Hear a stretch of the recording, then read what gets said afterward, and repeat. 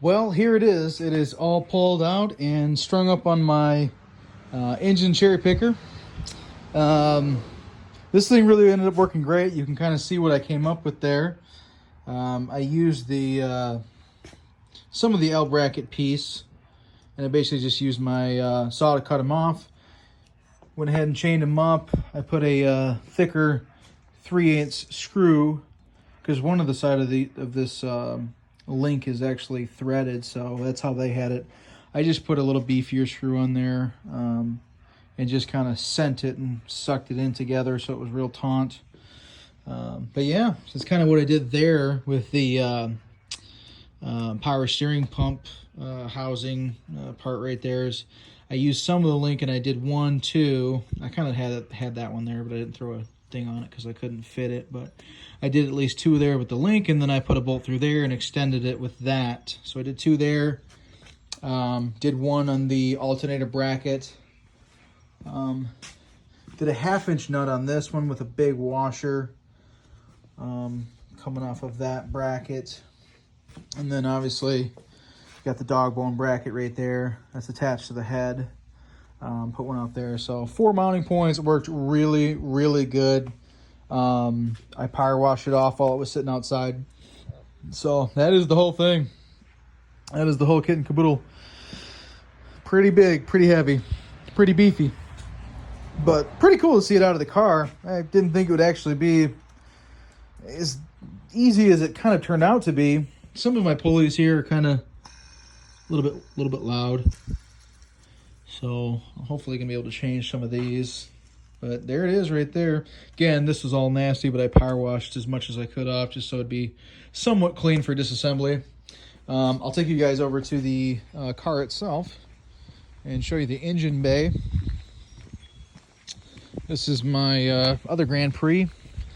Just my base model, just kind of my daily. So here it is. We kind of did it out here in our turnaround because it was so low. Thought it would be a good place to be able to put the cherry picker underneath, lift it up and out, and then just push the car back and get a truck backed up, set it down on the inside bed of a truck, back the truck up to the garage, rolled the car back forward, and now this is kind of where it sits for the time being. And then just back the truck right up into the garage. But as you can see here, a lot of my wiring harness, I did put numbers on everything. I did number them, put them on a notepad, wrote everything down. This over here, so something that I ran into when pulling it was actually the ABS sensor, their ABS housing, this entire piece, including the brake, the master cylinder. All of this was that in there, and then this has a bracket that goes and holds this kind of straight on. I could not, even with tipping it, or at least it was very hard with the setup that I had, even though I had an engine leveler. I was not able to get it to clear this very easily at all. And so I just said, heck with it. I took the 2 bolts right off the master cylinder.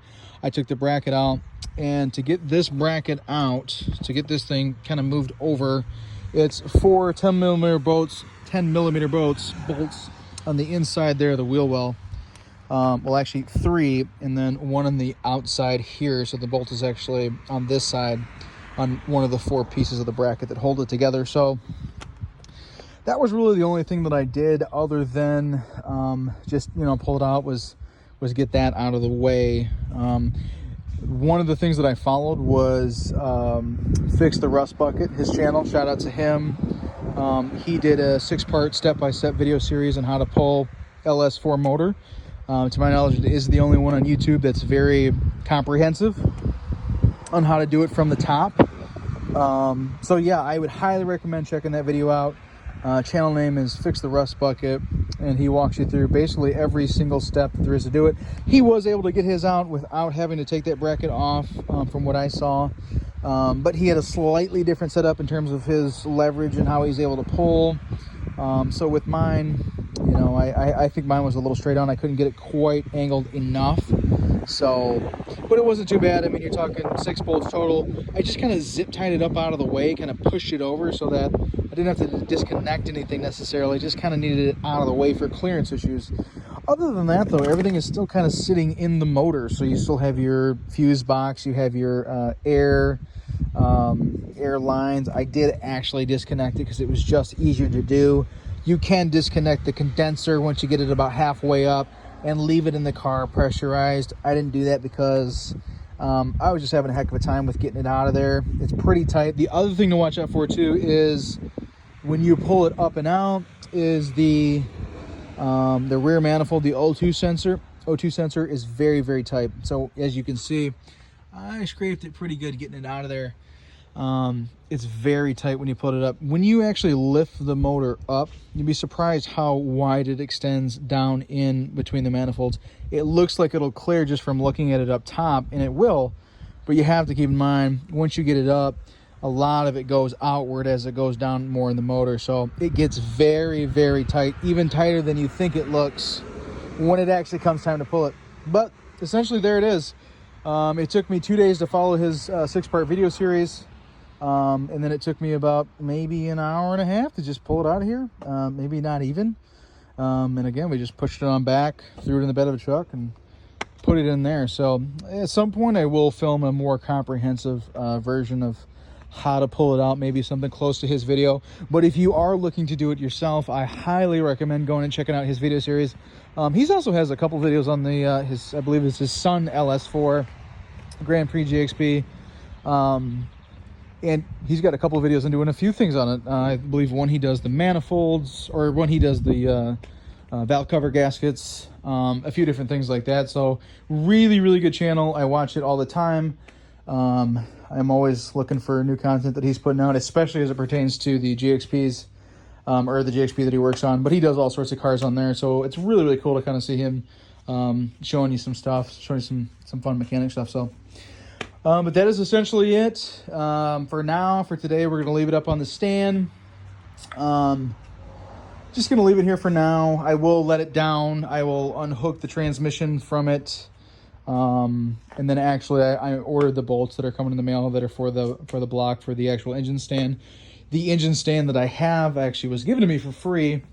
It's this one right over here. So I have this one. It's kind of a Harbor Freight special, but it is their nicer one. It is the more beefy one.